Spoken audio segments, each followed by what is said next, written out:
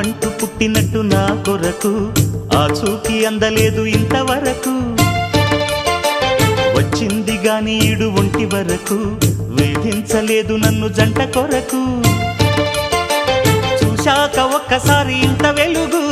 నా వంక రాను అంది కంటి కునుకు ఈ అల్లరి గారడి నీ లీల అనుకోనా నీ పేరు ప్రేమ అవునా ఇవాళే నిన్ను పోల్చుకుందా